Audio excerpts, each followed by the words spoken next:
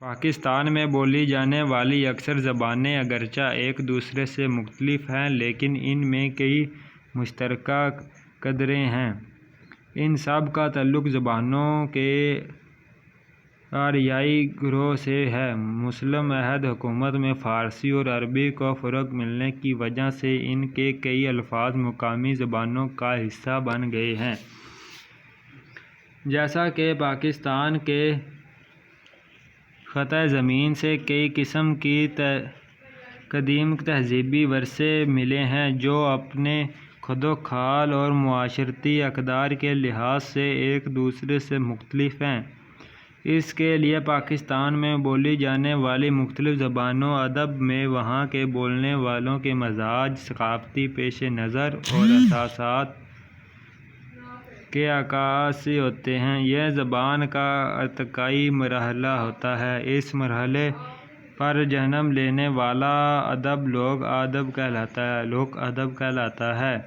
لوک گیت لوک کہانیاں اور ادب کا حصہ ہوتے ہیں۔ علاقے کی ثقافت کی عکاسی کرتے ہیں۔ کوئی زبان جتنی زیادہ قدیم ہوگی اس کے پاس اتنا ہی زیادہ الفاظ ذخیرہ ہوگا اور اپنے معاشرے کے ادب کے حوالے سے نمائندگی کی مکمل صلاحیت رکھتی ہوگی۔ زبان کا تاریخی مطالعہ ظاہر کرتا ہے کہ دنیا کی ہر زبان میں زندگی کے تقاضوں کے مطابق تبدیلیاں ہوتی رہتی ہیں۔ ان کا لب ولجہ عہد یہ عہد بدلتا رہتا ہے۔ بہت سے الفاظ متروک ہو جاتے ہیں اور ان کی جگہ نئے الفاظ لے لیتے ہیں۔ یہ سارا عمل عوامی سطح پر لاشعوری طور پر انجام پاتا ہے۔ تبدیلی کا یہ عمل جب مقبولیت عوام اختیار کرتا ہے تو زبان معیاری کہلاتا ہے۔ زبان کا علاقہ بڑا وسیع ہوتا ہے۔ اس خطے کے رہنے والے لوگ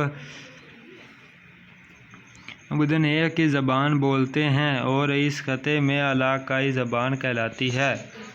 پاکستان میں اس وقت چھوٹی بڑی 23 کے قریب زبانیں بولی جاتی ہیں جن میں اردو، سندھی، پنجابی، بلوچی، پشتو، سرائیکی، کشمیری اور براہوی وغیرہ شامل ہیں۔ آئیں اب زبانوں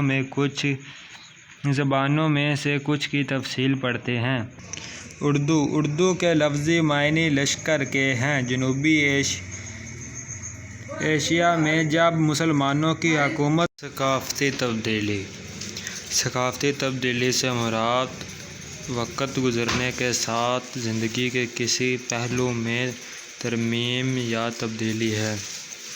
مثلاً عادات، اقدار، روایات، رسم و رواج، طرز زندگی، سیاست یا معیشت میں تبدیلی۔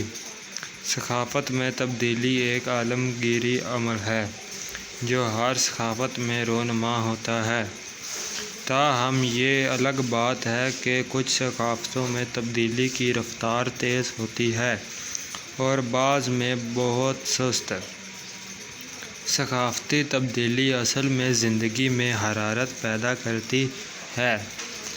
اس سے ظاہر ہوتا ہے کہ ثقافت کوئی جامد چیز نہیں ہے اور اس میں نئے حالات اور تقاضوں کے مطابق تبدیلی پیدا ہو سکتی ہے۔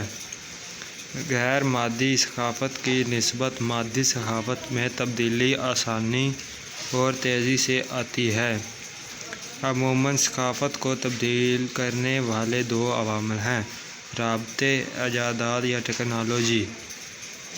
رابطے: جب دو مختلف ثقافتوں کے لوگ آپس میں ملتے ہیں یا ایک ہی جگہ پر رہتے ہیں تو فریقین قدرتی طور پر ایک دوسرے کا مشاہدہ کرتے ہیں۔